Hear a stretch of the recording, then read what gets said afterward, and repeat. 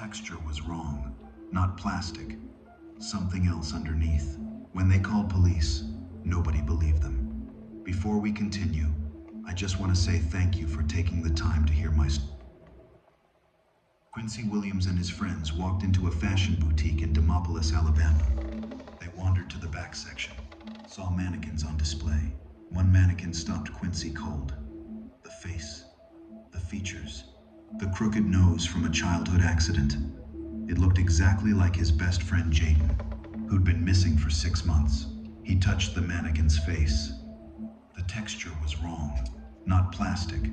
Something else underneath. When they called police, nobody believed them. Before we continue, I just want to say thank you for taking the time to hear my story. If you're comfortable, let me know where. All right, real quick, just the one and only.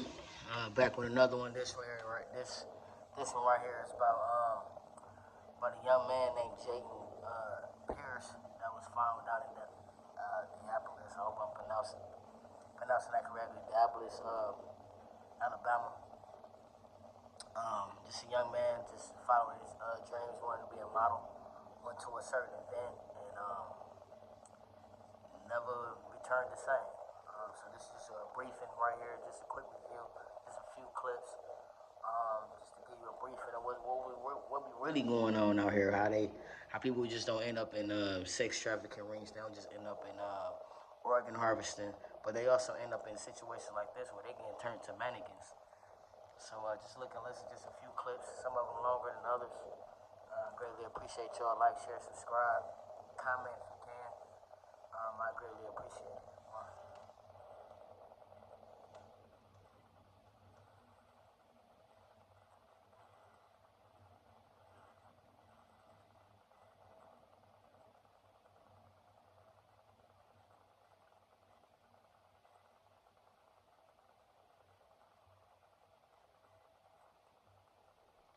Pierce stood in front of the mirror in his small bedroom, 24 years old, adjusting his tie. Best outfit he owned, black suit from the thrift store, white shirt pressed perfectly. His mother had ironed it that morning. Tonight was important. The biggest night of his life, maybe. Dominic Rossi's spring fashion showcase at the Demopolis Convention Center. Every aspiring model in the region would be there. Industry people, photographers, agents, real opportunities. Jaden's phone buzzed. Text from his best friend Quincy Williams. Good luck tonight, bro. You got this. Jaden smiled. Texted back. This could be my break. Rossi's connected. Could get me real agency work. Proud of you, man. Call me after. Jaden pocketed his phone, grabbed his portfolio. Modeling photos he'd paid a local photographer $200 to take. Money he'd saved from his job at the auto parts store. His mother, Monique, appeared in the doorway. 52 years old, still in her nurse's scrubs from the hospital. You look so handsome, baby. Her voice was thick with emotion. Thanks, Mama. Jaden hugged her. I'll call you when it's over. Probably won't be home till late. Be careful driving. And Jaden? She held his face in her hands. I'm so proud of you. You're going to do amazing things. Love you, Mama. Love you more. That was the last time Monique Pierce saw her son alive. Jaden drove to the convention center. Arrived at 7 in the evening. The showcase started at 8. He checked in at the registration table, got a name tag, walked into the main hall. It was beautiful. Runway in the center.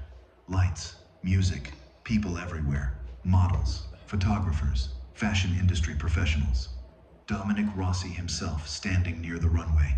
54 years old, Italian, impeccably dressed in a designer suit, talking to someone important looking. Jaden's heart pounded. This was it, his chance.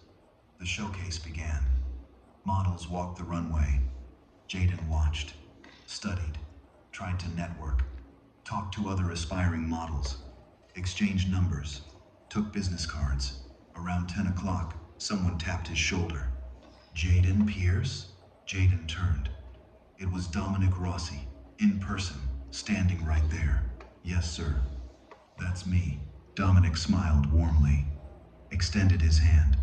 I've been watching you tonight. You have the look I'm searching for.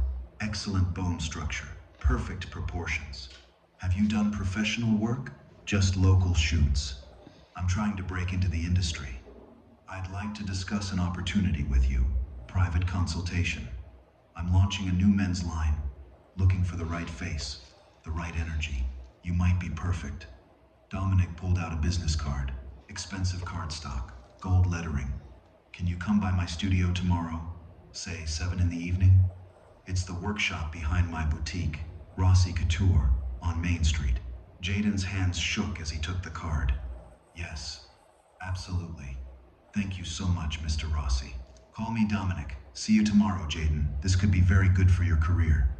Dominic walked away. Jaden stared at the card. Could barely breathe. This was happening. Really happening. The showcase ended around 11. Jaden drove home. Called his mother. Mama, Dominic Rossi wants to meet with me. Private consultation tomorrow. Monique screamed with joy. Oh, baby, I knew it. I knew this would happen for you. Jaden called Quincy. Man, Rossi noticed me. Wants me for a new line. I'm going to his studio tomorrow. Quincy laughed. See? I told you. You're about to blow up, bro. They talked for an hour. Making plans. Dreaming about the future. Jaden's modeling career taking off.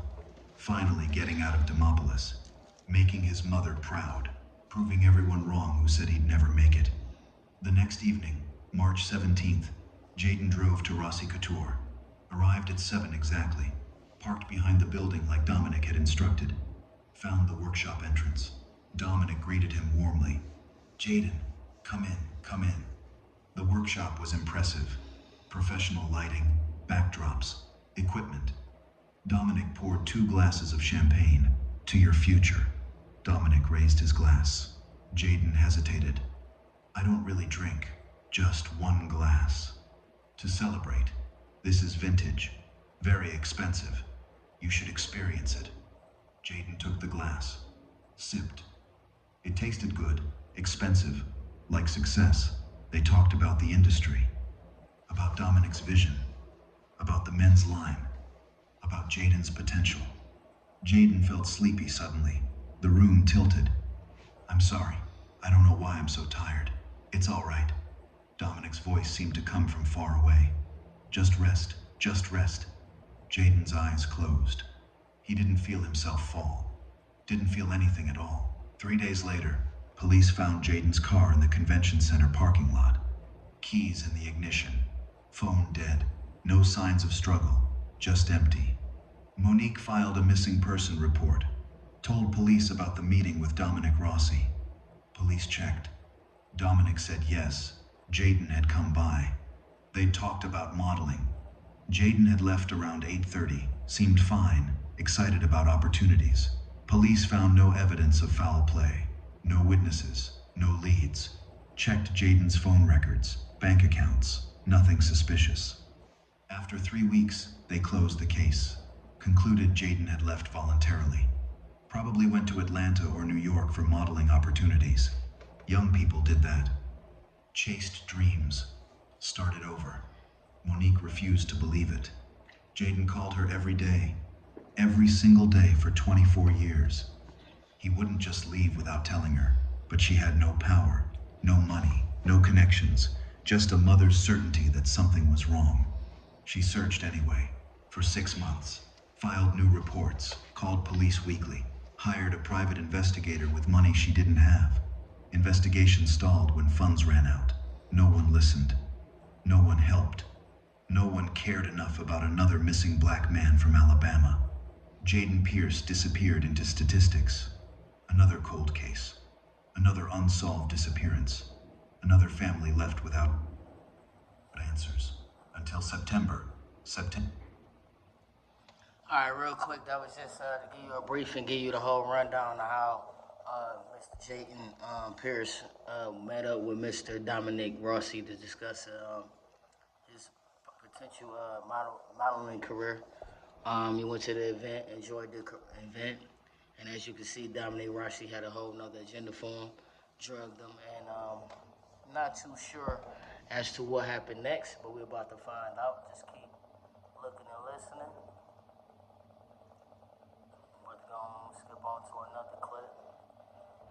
quite lengthy, so I didn't want to cover the whole, but just key parts. Hope y'all enjoying it, and please excuse the local bootleg, man. DVD setup, you know what I'm saying? Uh, bear with me, I will be figuring how to get around that so to be more professionally presented. But skimming on to the next clip, look and listen, just breaking down more and more how Jaden Pierce wasn't the only one. It was numerous ones, but right now we're going to discuss him and how he even got discovered to be found as a mannequin. Pray for me. You got this, Miss Monique. She got out of the truck, walked toward Main Street. Quincy watched until she disappeared around the corner, then waited, heart pounding, praying she'd be safe. Real quick, Miss Monique is Jaden Pierce's mother. At this point, she knows her son is missing. Has no idea where he is. Putting in numerous reports for him to be at least searched for and sought after. But as you can see, they pretty much just gave it a run around and told her pretty much. Models do that all the time. They just up and chase their dreams and may not have consult their family, which she took as baloney. So now she go on the hunt to find where her baby is. So just look and listen. Praying he was wrong, praying he was right, not sure which would be worse. Monique walked into Rossi Couture. Bells chimed above the door. Gentle, welcoming. Shanice Morrison greeted her warmly from behind the counter. Good morning. Welcome to Rossi Couture. Can I help you find something? Monique smiled. Calm. Just browsing. Thank you. Take your time. Let me know if you need anything. Monique walked slowly through the store, forced herself not to rush. For those who may be wondering, the store is Dominic Rossi's store. Like I say, he's he's in the modeling field. Also, he has a store where he sells merchandise. He has mannequins. But the funny thing about the mannequins is that the mannequins underneath that layer of mannequinness is an actual person. So this is where Miss Monique, Jaden Pierce's mother, is at Mr. Dominic Rossi's store, trying to locate her baby as a mannequin. Look and listen, look how she discovered.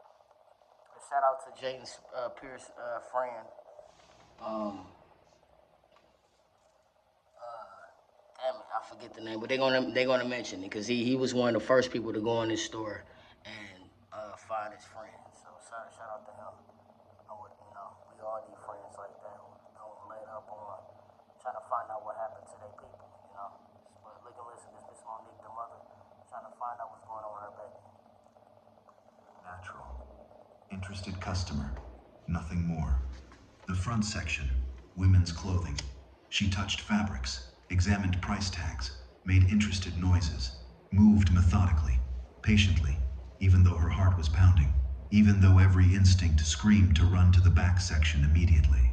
After 15 minutes of browsing, she moved toward the back, naturally, casually, just exploring the store. Men's collection. The sign overhead.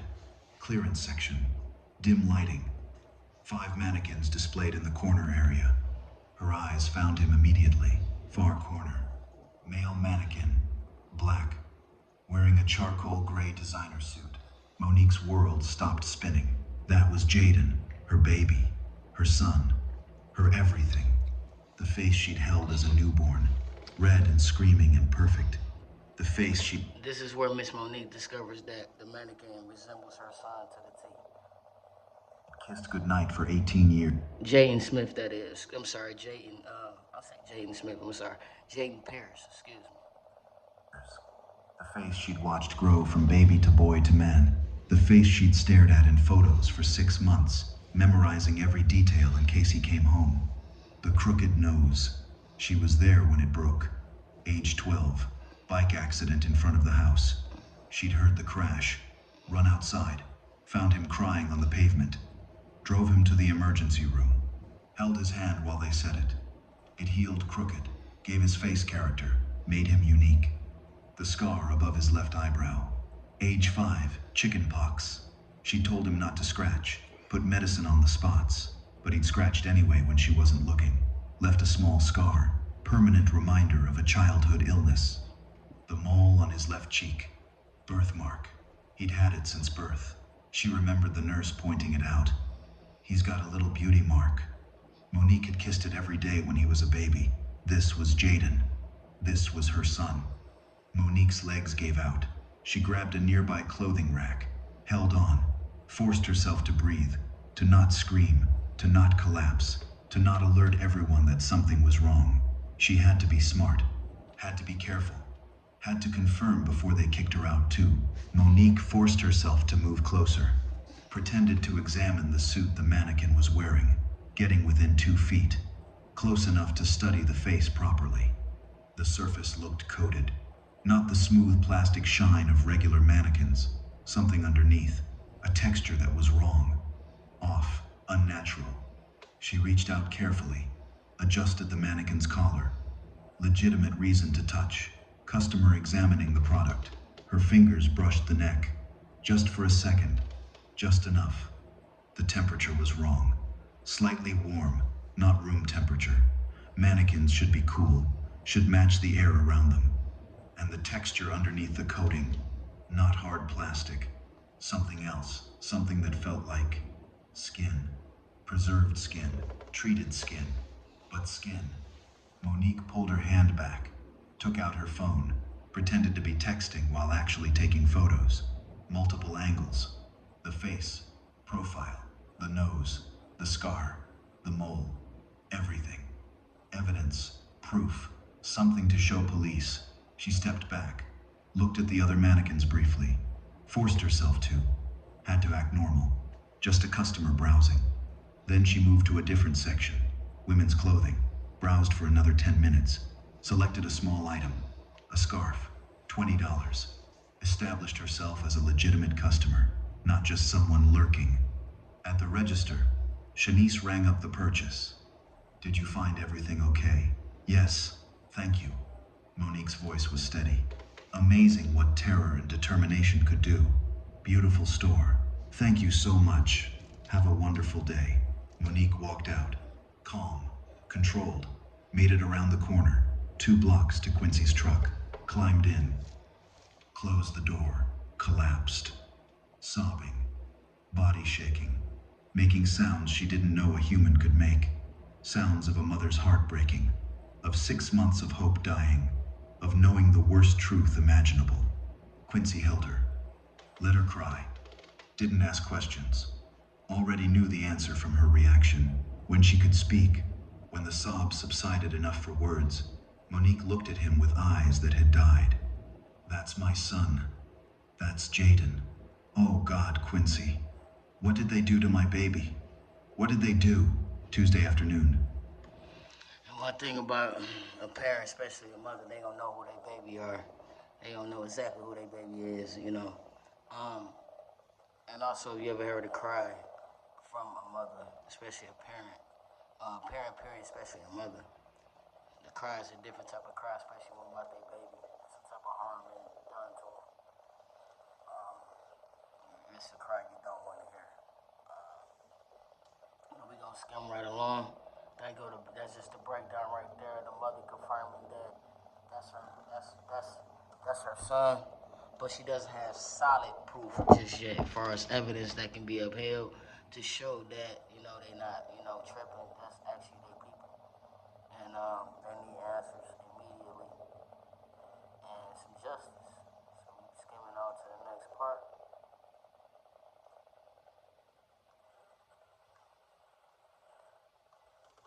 Maybe they'll have to listen. Monique opened her laptop, started searching. Facebook groups for missing persons, local news archive. Now what she doing right now is now that she see that her son is missing, now she's saying who else could be missing. And the results is shocking. So that's what you get ready to find out in this clip right here. That she also found others that was unfortunately experiencing the same thing. Short clip, not too long.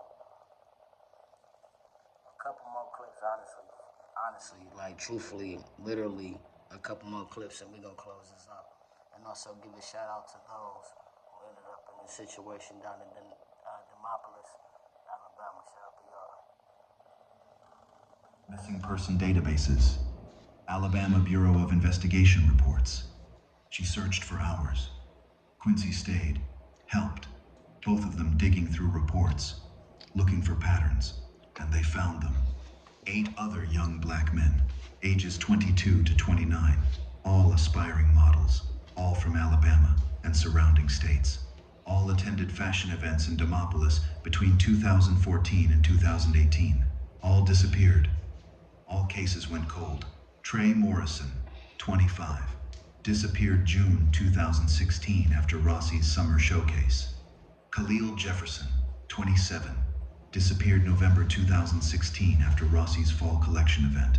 Brandon Lawson, 23, disappeared April 2017 after a charity gala. Preston Hughes, 26, disappeared August 2017 after another showcase. Tyrese Caldwell, 22, disappeared December 2017 after a holiday event. Javon Richards, 28, disappeared January 2018 after a New Year's gala. Devin Montgomery, 29, disappeared February 2018 after a networking event. Malik Spencer, 24, disappeared March 2018, same month as Jaden. 9 young men, 9 missing persons cases, 9 families searching desperately, 9 cases closed by police with the same conclusion. Subject likely relocated voluntarily. Monique started making calls, cold calling families, sending Facebook messages to mothers, sisters, brothers, anyone connected to the missing men. My name is Monique Pierce. My son Jaden disappeared after attending a fashion event hosted by Dominic Rossi in March 2018. I found him turned into a mannequin in Rossi Couture. Did your son also attend Dominic Rossi's events? The first call was to Gloria Morrison, Trey's mother. Gloria listened to Monique's story, then started crying. Yes, Trey went to Rossi's summer showcase in June 2016. He was so excited. It was supposed to be his big break. He never came home. Police said he went to Atlanta to pursue modeling. But Trey wouldn't do that. He called me every day. He wouldn't just leave. One by one, Monique contacted families. 8 mothers, 8 stories nearly identical to her own. Sons who disappeared after Rossi's events. Police who closed cases quickly. Families who never stopped searching, never stopped believing, never stopped knowing something was wrong. Monique brought them together, organized a meeting at her church. Large meeting room, folding chairs arranged in a circle, coffee and tissues provided, space for grief. 9 mothers came, ranging in age from 40 to 65. Different backgrounds, different parts of Alabama, united by one terrible thing: missing sons. Missing black sons. Sons the system had failed. Monique stood in the center, showed them the photos she'd taken of the mannequin. This is my son Jaden. He's in Rossi Couture, turned into a mannequin. I think your sons might be there too. There are other mannequins in that back section. 5 total. I think they're all our sons. The mothers examined the photos. Several gasped, hands over mouths, eyes wide with horror and recognition. That looks like Trey's build, Gloria whispered. Same height as Khalil, Keisha Jefferson said. Same body type. They shared their stories, one by one, around the circle, each mother speaking, each story heartbreakingly similar. Sons who attended Rossi's events, who disappeared afterward, who never contacted family again. Police who investigated minimally, who closed cases within 3 weeks, who said the same things. Adults have the right to leave, likely relocated for opportunities. No evidence of foul play. Families who filed reports every month, who called police every week, who were dismissed, ignored, told to move on, to accept, to let go. But they never did, never could. Because mothers know, sisters know, brothers know, family knows when something is wrong. The system failed our sons, Monique said. Police didn't investigate properly, didn't value black lives enough to push harder, closed cases to save resources, assumed our sons didn't matter. But alone, they ignore us. She looked at each mother. Together, we can force investigation, demand DNA testing, make noise they cannot ignore. Gloria Morrison stood. How? We organize, document every failure, every assumption, every closed case, create a petition, go to media, pressure police, demand accountability, make our sons visible, make them matter. The mothers agreed, united now, bonded by tragedy, by system failure, by determination to find their sons, to get justice, to make sure this never happened again. They created a petition, Justice for Our Sons Investigate Rossi Couture, listed 9 names, 9 faces, 9 stories, 9 families demanding answers. So that right there, just just letting y'all know, just start reaching out to the families, letting them know they start coming together, and now it's time to take this Rossi individual down. So, this next clip is going to just show you just that how they come together, how they came together, and and made some noise to a point where she was going to tell her story that she got with one of the local news stations, Channel 5, and told her story to them. They aired it. It sparked a lot of outrage to the point where the police chief had to do a press conference to address the issue. It got a lot of attention. It got a lot of traction. Got a lot of attention. And now you're getting ready to see how they're getting ready to go full force with trying to take this monster down, a real monster. You know what I'm saying? I know y'all hate Diddy, and we ain't advocating for him, but there's some people out there they don't want to bring forth, or they hide and protect until that pressure get put on them.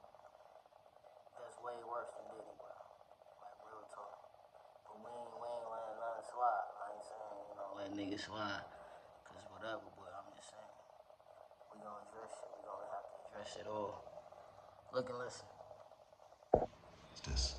Saturday morning, Police Chief Raymond Mitchell held a press conference. 60 years old, white, career cop, looking tired, defensive. We are reopening investigations into 9 missing persons cases connected to Demopolis fashion events. We will conduct thorough examination of Rossi Couture inventory. Forensic team will test mannequins in question. We take these allegations seriously. He sent his best people, Detective Lawrence Bennett and Detective Kendra Ross, both experienced homicide detectives, both in their 40s, both taking the case seriously from the start. They arrived at Rossi Couture Saturday afternoon. Full forensic team, medical examiner Dr. Marcus Sullivan, portable equipment, search warrant. Dominic Rossi was cooperative, almost amused, confident. Of course, investigate thoroughly. You'll find these are simply high-quality mannequins. I'm a victim of vicious rumors, started by grieving families exploiting my business for attention. He led them to the back section, pointing. My fault, it just came to me. The friend that initially found him was a young gentleman by the name of Quincy. I'm unable to remember the last name right now, but the first name is Quincy. Shout out to Quincy. We need more Quincy's in the world. If it weren't for Quincy, being intuitive, or maybe, you read the comments of this video, they'd be like, well, maybe that was Jaden's, pulling at his friend, like, hey, man, I'm here. If you're looking for me, I'm here. And so shout out to Quincy for even being in the area to find him. And, get that word to his mother, which is Miss Monique, to, bring this type of awareness. Because they not just ended up missing. People out here turning up as mannequins and all types of craziness. But, we're going to finish it out. This right here is getting ready to show y'all how they, eventually confronted Mr. Rossi and how he was taken down, and also his reasons for it. We'll get to that. Male mannequins. These are my men's collection. Premium custom pieces from an Italian manufacturer. Each costs $15,000 to $20,000. Imported directly from Milan. Examine them. You'll see I'm telling the truth. Dr. Marcus Sullivan set up his portable X-ray scanner, industrial grade, powerful enough penetrate thick materials used by forensic teams for field examination. He positioned the first mannequin, the one in the gray suit, the one Monique. So now, what they're doing right now is they're testing the mannequins to see if it's actual people in those mannequins. You know what I'm saying? Pretty much. I know that sounds crazy. I'm not, it's just like, sometimes you be like, you can say you're not surprised, but they seem to surprise us every time, especially me. So, take a listen. I didn't get ready to test the mannequins to see if they're actual people. As Jaden turned on the scanner, the machine hummed, processed. Image appeared on the laptop screen. Everyone leaned in, looked, went silent. The screen showed clear skeletal structure inside the mannequin. Human, unmistakable. Vertebrae running up the spine, ribs forming a cage, pelvis. Leg bones, arm bones, hands with finger bones, skull with jaw and teeth. Not hollow plastic, not foam core, not empty. Actual human skeleton. Complete, intact, positioned upright, coated in something, preserved. Dr. Sullivan's face drained of color. This is not a mannequin. This contains human remains. First mannequin has been confirmed as an actual person, so this is some sick stuff right here. Look and listen. Detective Lawrence immediately moved to arrest Dominic. Dominic Rossi, you're under arrest for murder and desecration of human remains. You have the right to remain silent. Wait. Dominic's confidence cracked. This is a mistake. Those are just... So they just, arrested. We're putting Mr. Rossi under arrest. He's trying to plead. Since you get over here next. I'm gonna try not to stop so much. I'm gonna let it play out, but it just, for those who might be, just keep y'all, keep y'all updated of what's going on. Well, look and listen. They just arrested. Listen to what this fool got to say. Mannequins. This is absurd. Anything you say can and will be used against you in a court of law. You have the right to an attorney. I demand my lawyer. This is harassment. Those families are lying. If you cannot afford an attorney, one will be provided for you. Lawrence handcuffed Dominic while Kendra called for backup. More officers, crime scene team, coroner. This was now a multiple homicide scene. Dr. Sullivan scanned the remaining 8 male mannequins, one by one, methodically, documenting everything. Every single scan showed the same thing. Human skeletal structures, all preserved, all coated, all positioned, all displayed. 9 murdered men, turned into mannequins, sold as high-end decor, displayed in a boutique on Main Street for months or years while families searched desperately. The store was evacuated. Entire back sections sealed as crime scene. Yellow tape everywhere. Forensic teams began the careful extraction process. Media gathered outside. Cameras everywhere. Reporters shouting questions. Detective Kendra called Monique. Miss Pierce, we found them. All 9. Your son, the others. I'm so deeply sorry. But we found them. You were right. You were right about everything. Monique collapsed. Quincy was there to catch her, hold her, cry with her. They'd found Jaden.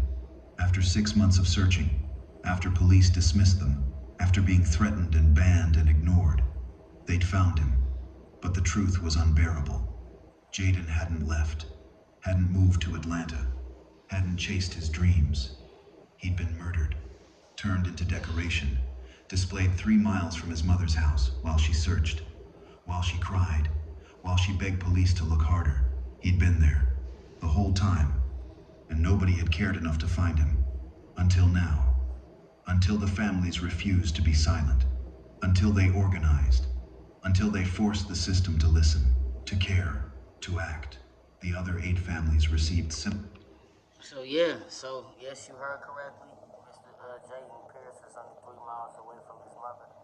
The whole time she was looking for him for 6 months. He was being displayed as a mannequin in Dominic Rossi's store. So this that's what happens when, pretty much when, you refuse, you don't take no for an answer, and you organize, you don't have to have much money, but that's when, it's true where they say it is strength in numbers. Those families got together and refused to, take no as an answer, and they kept putting it on them, and they got the results that they wanted. So it's a very unfortunate situation as far as what happened to those young men. But it's also unfortunate that in tragedy it shows how when we come together, what type of power we really possess, what type of mountains we really can move. So but we're gonna continue out. I'm gonna let this finish out, and I'm gonna just let this play. It's only about 8 minutes left, 8 to 10 minutes left. That's it, and we done. We'll close out.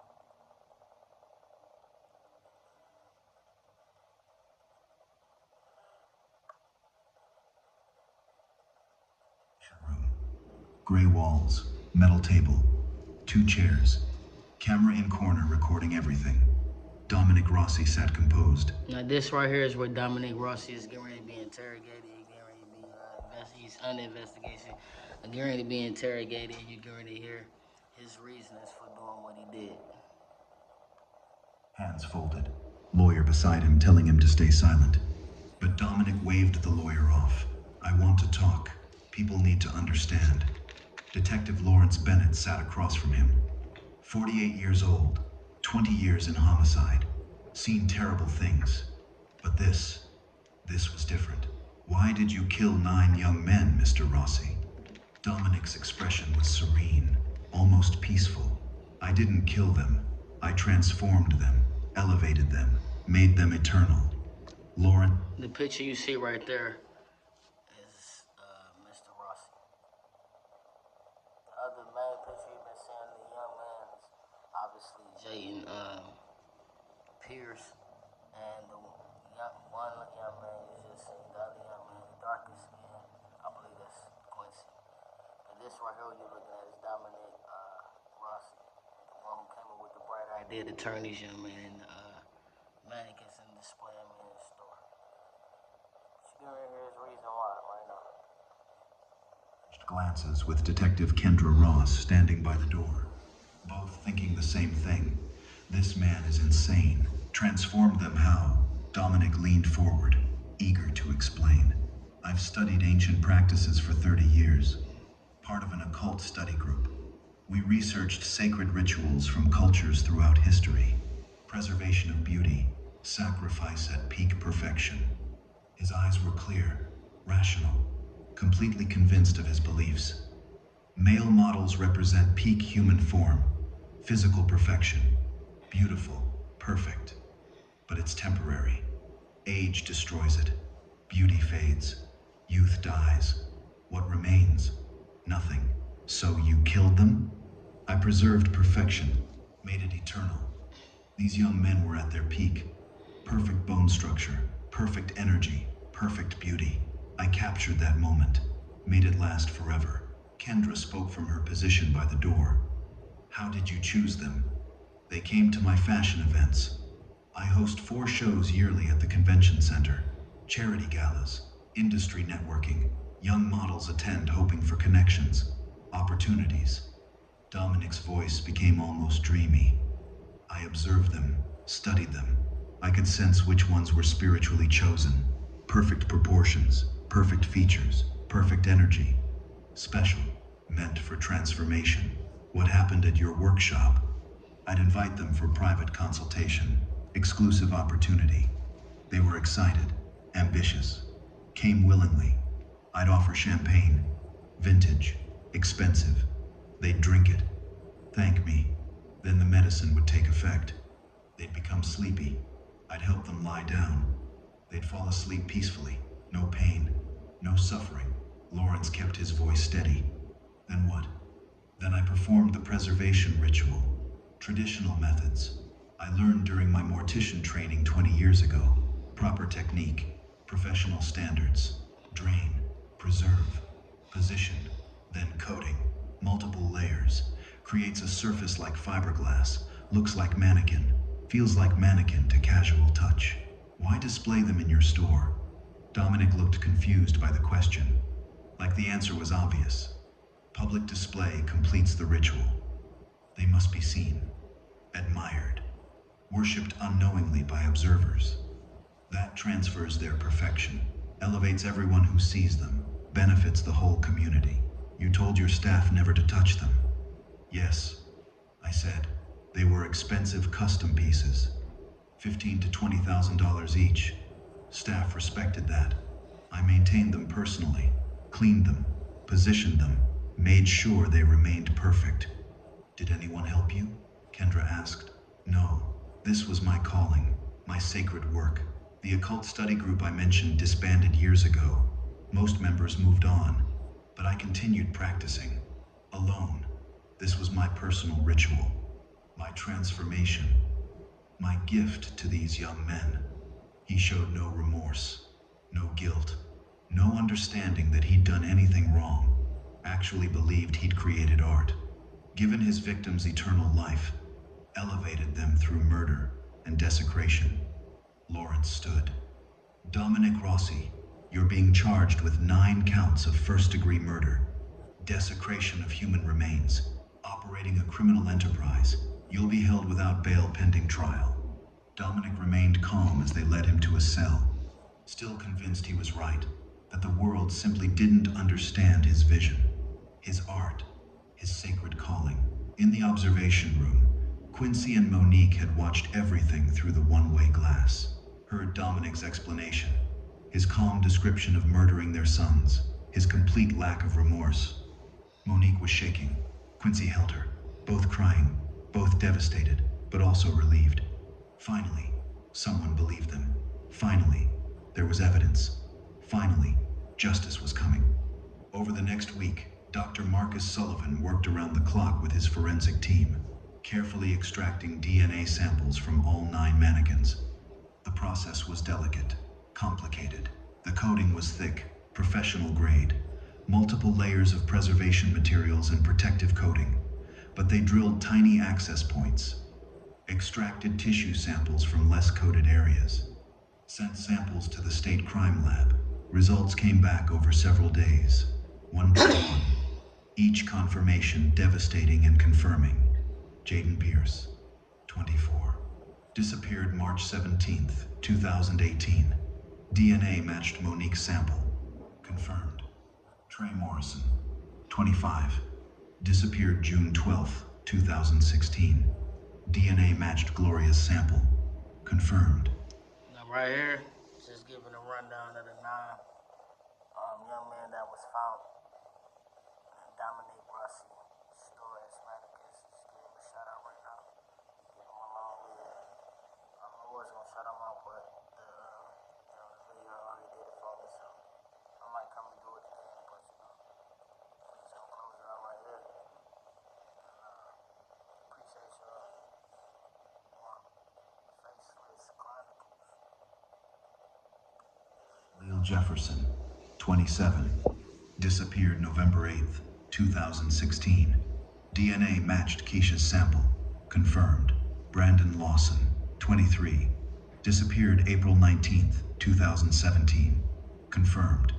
Preston Hughes, 26, disappeared August 3rd, 2017, confirmed.